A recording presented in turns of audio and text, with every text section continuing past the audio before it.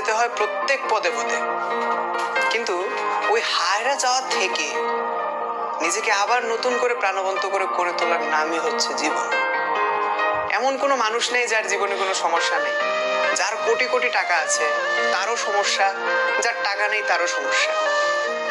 আমরা স্টুডেন্ট, আমাদের অনেক সমস্যা। তোমাদের মধ্যে এমন অনেকে আছো যারা এইচএসসি পরীক্ষা দিয়েছো কিন্তু আশানুরূপ ফল তোমরা পাওনি।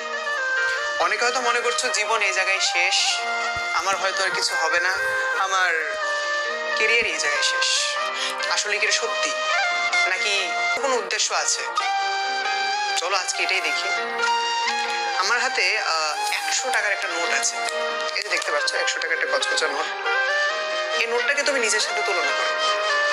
এই নোটটাকে যদি আমি এমন করে কুচকালে নষ্ট হয়ে যায়, কিন্তু এই নোটটা কুচকানোর পরেও যদি আমি বাজারে নিয়ে যাই আমাকে 100 টাকার জিনিস দিবে।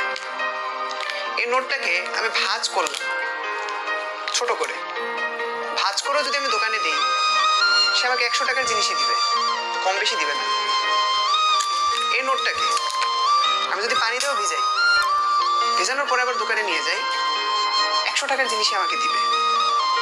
তুমি ঠিক এই নোটের মতো, তোমাকে অনেকে ভাঙবে, অনেকে কুচকাবে, অনেকে মুচড়াবে, কিন্তু তোমার দাম এই নোটের মতো কখনো কমবে না।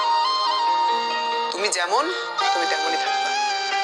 জীবনে ডাউনফল আসে, কখনো কখনো আমরা সাকসেস পাই, কখনো কখনো আমরা সাকসেস পাই না, কিন্তু যখন সাকসেস পাই না তখন নিজেকে ওই জায়গায়